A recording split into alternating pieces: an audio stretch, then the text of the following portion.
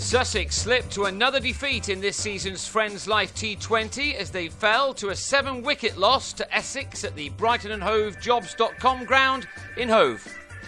Batting first, Sussex got off to a decent enough start with Dwayne Smith striking a 4 and this 6 off successive balls off Graham Napier in the 3rd over.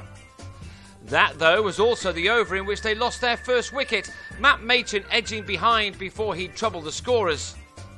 There was not the explosion of boundaries that you often see in the opening overs of a T20 game. Sussex's confidence in this form seems to be down a notch or two. Smith and Rory Hamilton-Brown were able to find the fence on occasions as they carried the score along to 51 for 1 after 8 overs. Smith had got a start, making a runner ball 25, but he then perished as he clubbed David Masters to Ravi Bopara in the deep. Hamilton-Brown struck the second 6 of the innings in the 11th over, but was soon out for 31 as the Sharks stumbled a little to 84 for 3 with 7 overs to go. But the pendulum began to swing Sussex's way as Chris Nash drove Ryan Tenduscarter over long off for a maximum, with Scott Styris repeating the dose off the very next ball delivered by Reece Topley, this shot sending the ball out of the ground.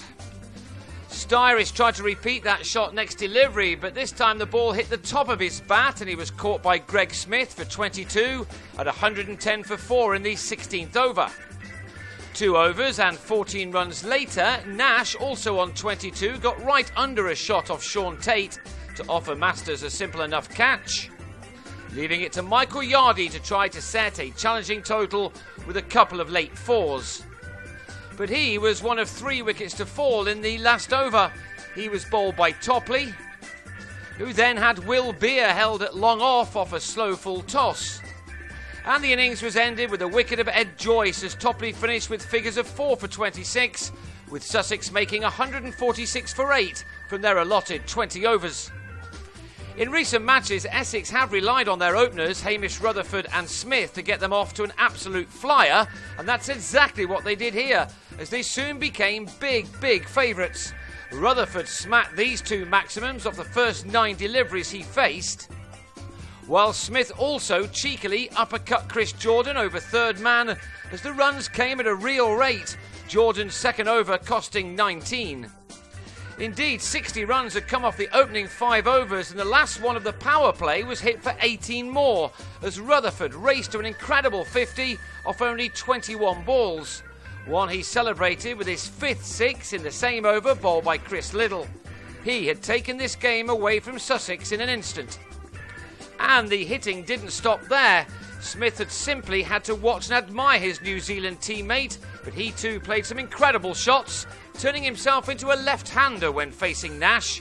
These 2 4s took the first wicket partnership to 115 from only 11 overs.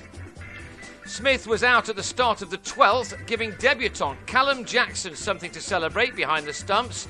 That was a nice moment for the 18-year-old local product. Smith was out for 42, made off 30 balls, but Rutherford continued along his merry way with one of the best innings in this season's competition. He hit 5 6s and 9 4s as he moved an awe-inspiring 84 of only 42 deliveries. His 43rd was his last as he gave Jackson his 2nd stumping, but the damage had been done and he left with his side needing just 13 more in 6 overs. It may have been a thrashing really, but Jackson can take a lot of memories from this match as he also stumped Bopara before the game was lost. Tenduscarter hit the winning run with 17 balls remaining. Sussex have been unlucky to lose some close games this year, but this wasn't one of them. They were outplayed by a very strong outfit, one which must now be one of the favourites to win this season's tournament. The margin of this defeat was 7 wickets, and Sussex will perhaps be pleased that this competition will soon be over, giving them time to concentrate on the Championship and the 40-over competition. They still have 2 T20s to play, the next coming at Canterbury on Wednesday.